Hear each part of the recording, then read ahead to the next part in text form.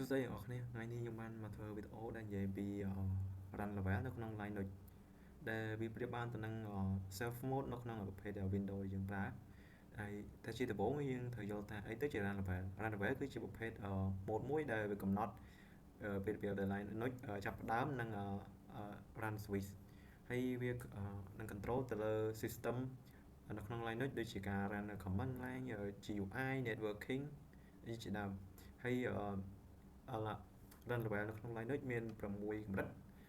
ដែលកម្រិតមួយវាធ្វើការទៅលើមុខងារផ្សេងៗគ្នាដែលកម្រិតមានកម្រិតពី0ដល់កម្រិតទី6កម្រិតទី0គឺ shutdown system ហើយ command line របស់វាយើងសរសេរដោយប្រើ init ដើម្បីចង់ switch ទៅ run level ផ្សេងៗយើងប្រើ init ហើយបើ tab វាមកដូច0គឺតំណាងឲ្យទី1ដែលវានឹងបិទ system ចោលតែម្ដងហើយបើចង់ចូលទៅលេខ1ចំពោះលេខ1គឺវាប្រភេទ single user mode ដែលជា self mode ហើយមានតែ root user ទេដែលអាច access បានហើយវាប្រើហើយដើម្បីគេប្រើវាហ្នឹងនៅក្នុងករណីណាដែល system របស់យើងចិត្តខូចឬក៏ត្រូវមានគេថាអីជាដើមហើយចំពោះ run level 2មកអានេះជាប្រភេទ multi user mode ដែលវាអត់មាន networking ទេហើយវាមានតែ command line មួយទេចំពោះ run level 3នេះជាប្រភេទ multi user ដែរតែវាមាន networking អាចបើក networking បានតែវាអត់មាន graphic user interface ទេហើយពេលច្រើនគេប្រើវានៅសម្រាប់ server ហើយចំពោះ run level ទី4ប្រើវាសម្រាប់customize ឬក៏ reverse customize របស់ server មួយហ្នឹង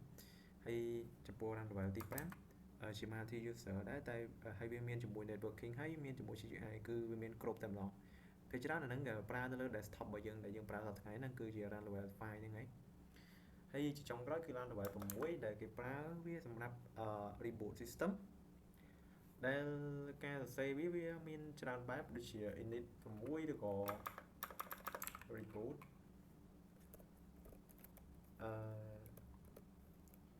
reboot ឬក៏ shutdown យើងអាចសេ shutdown ដក O ហើយ now នេះក៏បានដែរគឺវានឹង change run level របស់យើងហើយចំណុចបន្តគឺការបង្ហាញទៅលើ check current run level របស់យើងចំពោះរបៀប check current run level យើងគ្រាន់តែវាយពាក្យ run level ហើយ enter មកយើងឃើញថាមាន n ហើយនឹងលេខ3ដែល n ហ្នឹងគឺតំណាងឲ្យ run level ពីមុនដែលយើងបានផ្លាស់ប្ដូរហើយលេខ3នេះតំណាងឲ្យ run level បច្ចុប្បន្នរបស់យើងដែលជាប្រភេទ server របស់យើងឥឡូវហ្នឹងខ្ញុំនៅ server លេខ3ដែលតំណាងឲ្យថាវាជា server វាអត់មាន UI ទេហើយបើសិនជាយើងចង់ការ switch វាដោយខ្លួនឯងអាចធ្វើការវាយ comment ពីប្រដាប់ដំបូង init ខ្ញុំធ្វើការ switch ទៅកាន់ទី5 run level ទី5វានឹងត្រូវការ permission អូខេចំណុចកន្លែងហ្នឹងធ្វើការ run វាជា user root ដើម្បី change run level អញ្ចឹងខ្ញុំការ exist ចេញមកអ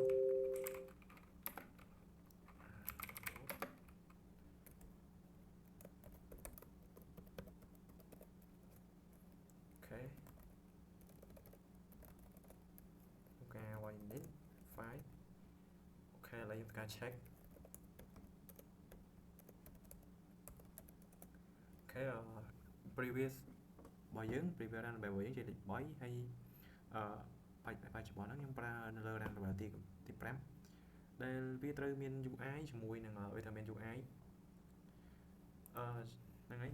ដូចនឹង desktop យើងដែរតែដោយសារ install ដំបូងហ្នឹងអត់មាន UI អញ្ចឹងនៅពេលដែលយើងប្រើ run level ទោះប្រើ run level ទី5ទៅក៏វាអត់ដំណើរការដោយសារពេល install ដំបូងវាឡើងជា អូខេអញ្ចឹងហើយយើងអាចធ្វើការ change តាមរយៈទៅ level 5តាមរយៈ start x បានផងដែរនេះក៏វាប្រៀបដូចនឹង init file ដូចគ្នាហើយបើយើងចង់ check default run នៅក្នុង system board របស់យើងអាចធ្វើការ system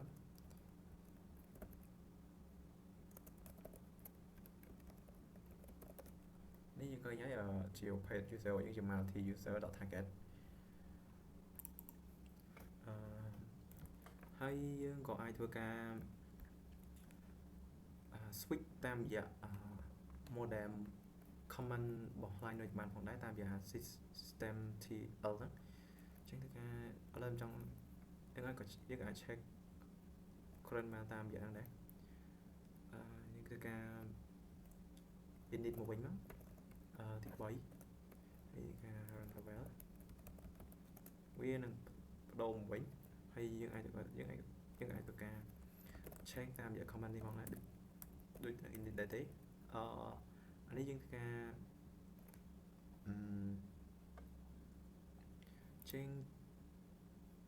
change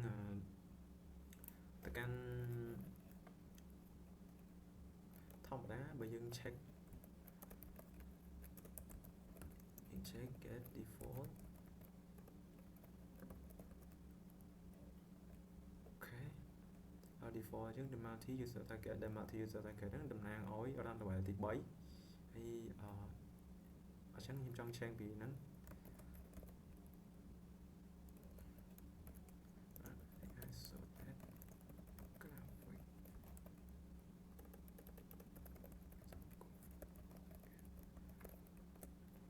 អូខេrun level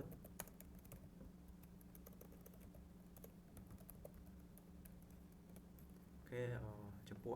command isolate graphics dot target ហ្នឹងគឺ change ពី run level ទី3ទៅ run level ទី5គឺវាទៅវិញទៅមកដូចទៅនឹង init ដែរទេហើយអាហ្នឹងប្រភេទ modem command របស់ Linux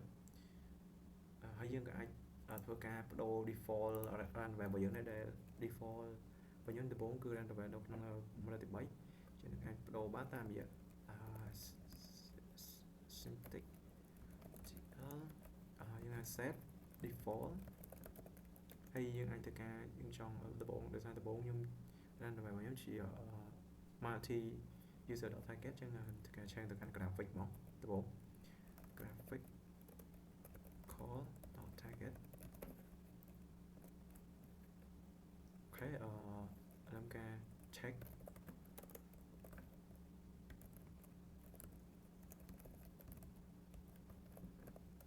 អូខេវាបានបដូរអញ្ចឹងយើងធ្វើការ reboot វាមកដោយប្រើ command មួយតែ reboot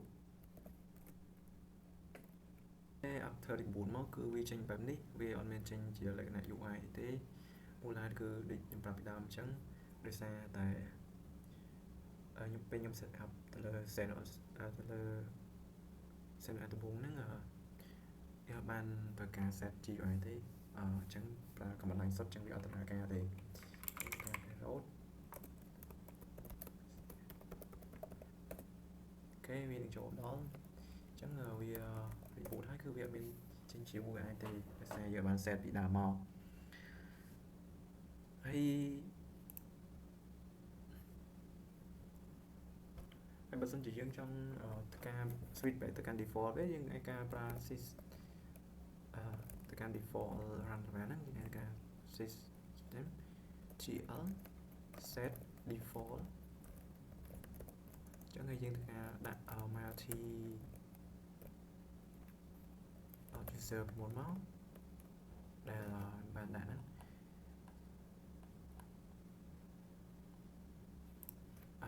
ឡើយការ check សិនអូខេឥឡូវទៅការ change ចង់ change វិញហើយ run level គឺ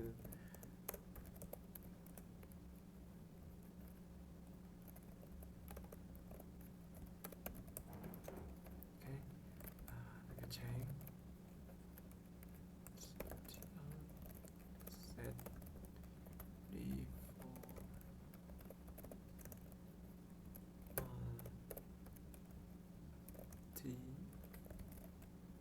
target អូខេទៅការ check វាដើរទេពេលគេ default មកយើងបានដូច្នេះចឹង run level តោះយើង reboot ជាការ remove ទៅវានឹងឆេងហើយហើយចុងក្រោយគឺទៅការយើងធ្វើការទៅលើដល់សំខាន់ទៅលើ TGY ដែលជាប់ហើយគេប្រើវាដើម្បីជាលក្ខណៈ shortcut ឬក៏ tab ដូចជានឹង tab Windows ដែរដែលមានដូចជា Control Alt F1 Control Alt F2 ឬក៏ Control Alt F3 អញ្ចឹងបើយើងអាចធ្វើការ tab បាន Control Alt F1 គឺ Control Alt F2 F1 អត់ចេញទេ F2 យើងទៅការ login ហើយយើងបើក tab ថ្មីហើយ F1 គឺយើងទៅ return tab ចាស់របស់យើងនេះ F2 បើក tab ថ្មី F3 ក៏ tab ថ្មីដែរអញ្ចឹងយើងទៅការ login សាកតែមើលទៅអូ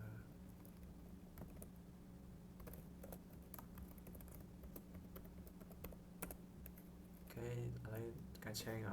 ចាំចង់ឆេងទៅកាន់login អាចារ្យដើមដែលជា role របស់យើងទៅការ Control Alt F1 អាហ្នឹងអា base របស់យើង Control Alt F1 នេះអញ្ចឹងទៅកាន់ថ្មី Control Alt 2ហើយទី3បន្ទាប់ដែលគេហៅ TGY បន្ទាប់ដែលពាក្យហ្នឹងវា stand for teletab យើង teletab ហើយប្រើវាដើម្បីងាយស្រួល switch tab ទៅវិញមកដល់ពេលដែលយើងចង់ប្រើ user 2 3ក្នុងពេលតែមួយអូខេ